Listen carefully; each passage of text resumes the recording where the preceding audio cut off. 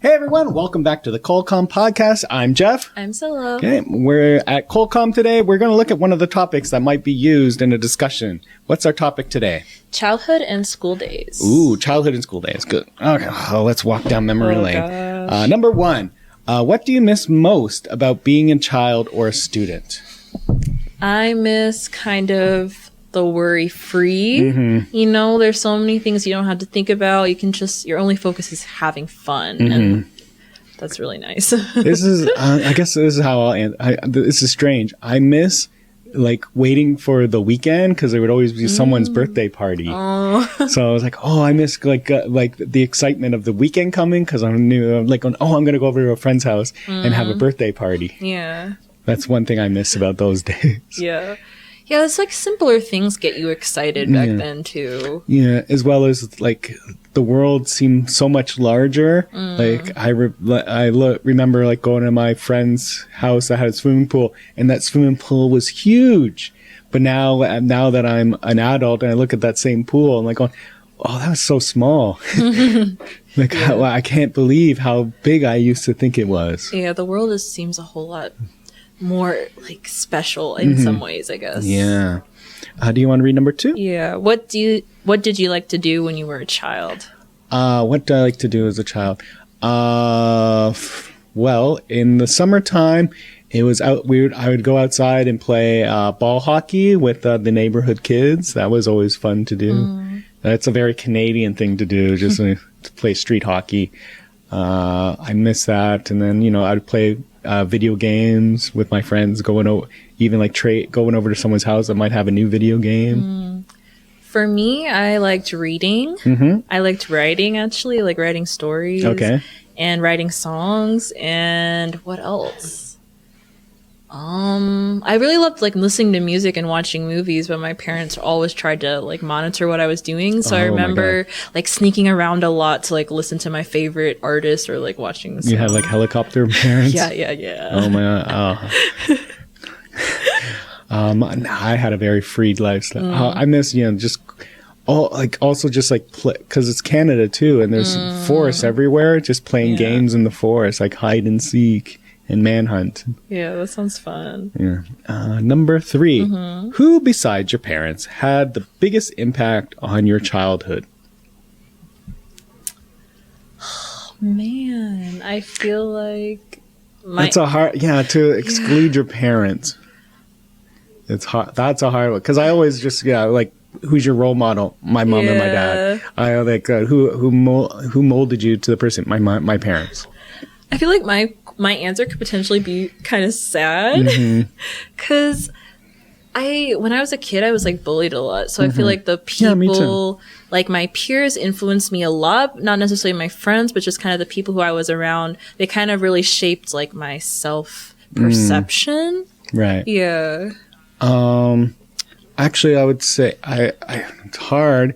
I remember I would say maybe my grade 9 and my grade 9 English teacher, Mr. Griffin.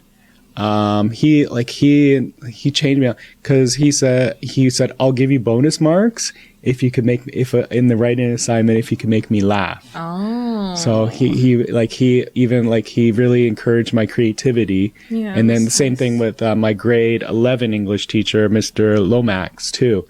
Like he was an English teacher, but also he was like taught like the improv group. He was, and like he really encouraged like creativity, and even like he helped us, like he did research for us to even go find places to practice, like do like theater, sports, and improv. So those two English teachers that really like inspired me to be creative and outgoing and try and express myself. Those two people, I guess, I can remember that helped me. Yeah, it's really nice to have that kind of mentor growing up. Yeah. Okay. So, number 4. Where did you grow up? What was your worst memory? Wow. Okay, I grew up in Tampa, Florida, and that was an interesting experience. My worst memory, I think I kind of touched on it already, was just kind of like being bullied. And yeah, I mean, it sucks. I was always kind of like the different kid. So everywhere I went, I guess people kind of were like, oh, what are they doing over there kind of thing. So that's definitely my worst memory, like, of growing up. Okay. Yeah. So I grew up in Toronto. Now this is my worst memory. This is actually weird. This was a suppressed memory. I forgot about it.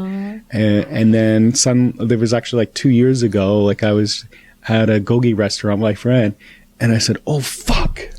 Like I had like a eureka. Yeah. So what it was actually my grade 8 graduation at elementary school. So in Toronto, elementary school was 1st to 8th grade, and then high school is 9th to 12th.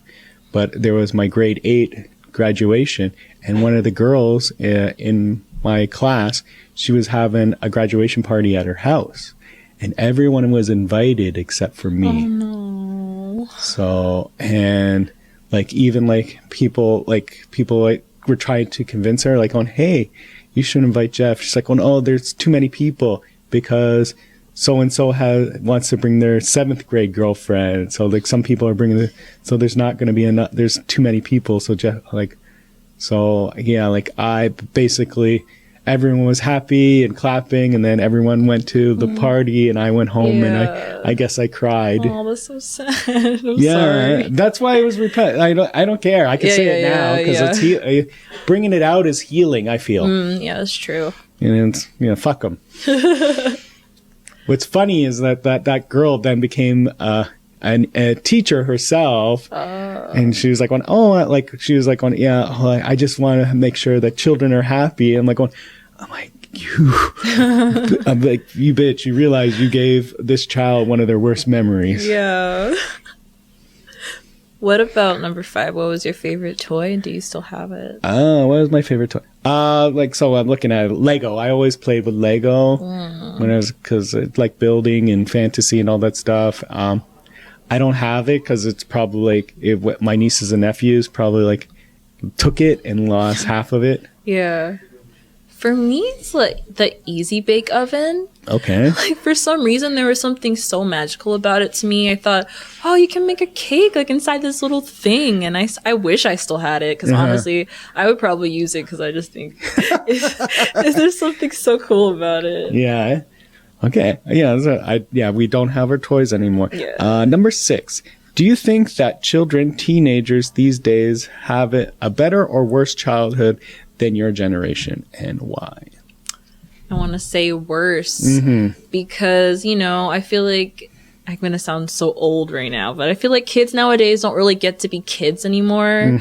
Like from the time they're like even 6, 7, 8 years old, they have a phone. They start, they spend their time on the internet. They don't really go outside and play. And, I'm not saying those things are bad. It's just that they don't really get to just kind of live life without thinking about that kind of stuff. Right. I have to agree with you. Like kids aren't kids anymore. So I think they have it worse. They have like technology is really like spoiling them and giving them but when I remember just going outside and having fun. Yeah. When I like talked to like teenagers, when I was teaching English and I like talked to teenagers and like the topic of like, oh, have you ever like broken a bone? They said, oh, no. I'm like going, you didn't? That means you probably weren't living your life.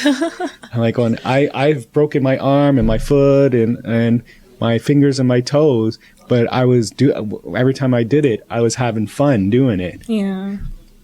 So when I do hear like kids that never had like an accident, I'm like going, oh, you didn't live life then. Yeah, there's some nostalgia about it, thinking that they don't really get the chance to just be free in that same way we did. Yeah. Okay. Do you want to read number 7? Yeah. What things did you used to hate eating as a child? What did you used to dislike about them? Or the taste, texture, and do you still hate them? Okay. So, one thing I hated as a child that I actually like now is olives. Oh. Yeah. So it's as well like. I didn't like olives, but now actually I do like them. But one thing I hated as well was sweet peppers, pimang. I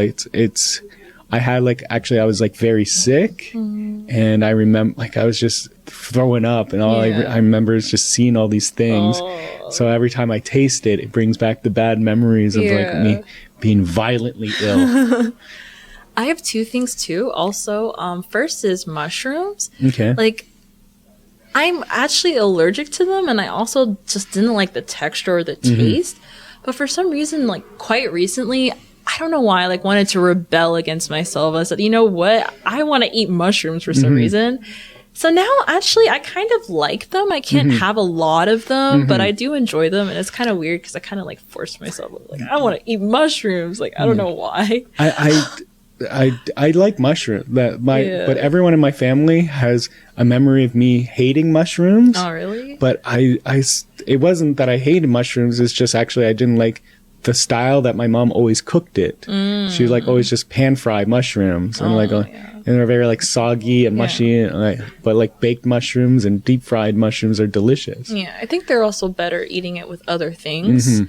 And then also something I thought was interesting is I think the culture you're raised in can affect your taste, like your food taste. Because I used to hate chewy textures, like chewy noodles, boba, like that kind of stuff. I always thought like, oh, I hate it. But then after, I guess, like living in Korea and eating it more regularly, now I love it. And I wonder, how did I even not enjoy this? Yeah. So yeah, like some of the foods I hated as a child, I actually liked them. It's just my mom says, like, no, I'm a horrible cook. I didn't really know how to cook. She was just always busy, so she just made sure that we were fed. She didn't really care, like, the quality.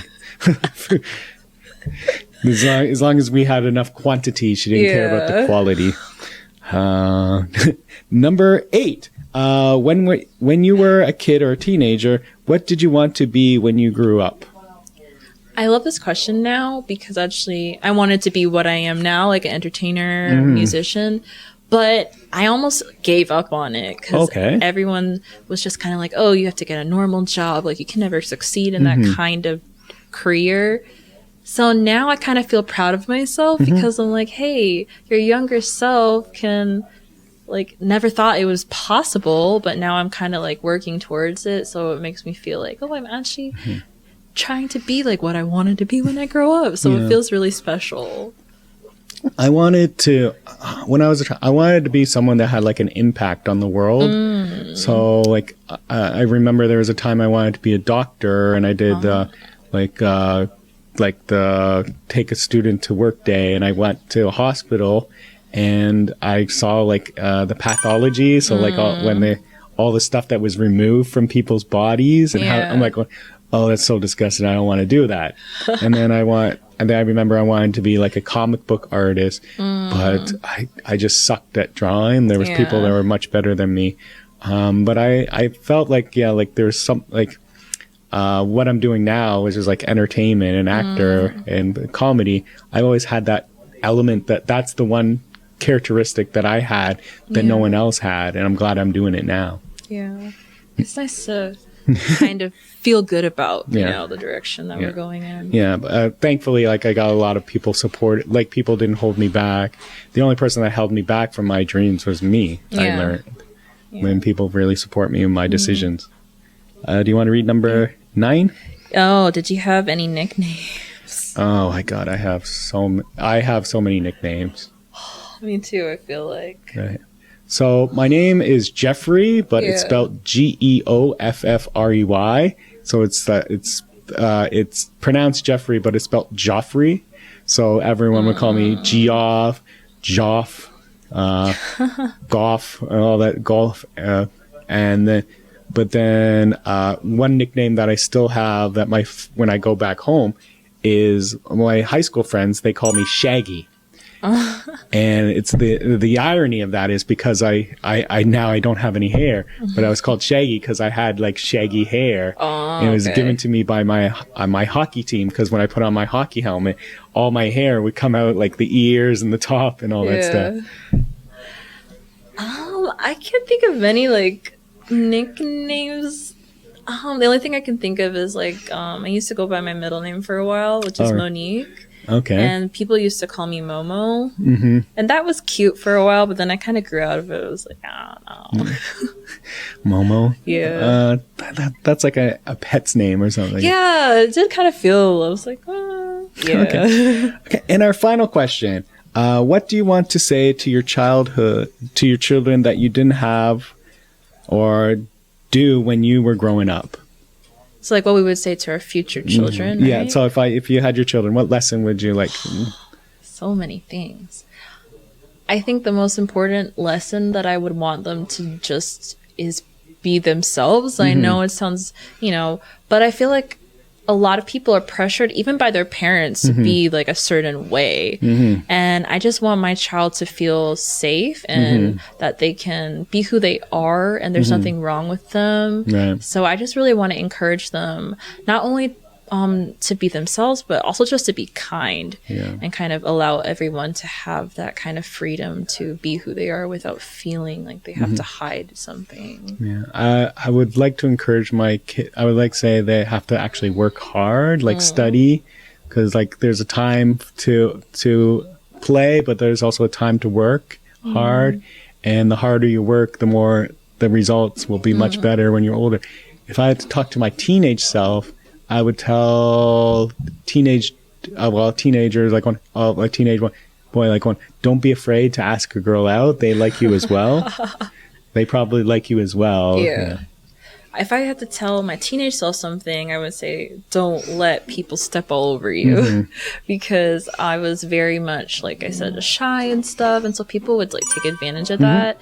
And I would tell myself like, hey, you're capable of so much more than you think. So just kind of, have faith in yourself. Wow, great. Well, that's the topic of childhood and school days. Thank you guys for tuning in. If you have further questions about Colcom, you can visit them on their website at colcom.co.kr. Bye-bye. Bye.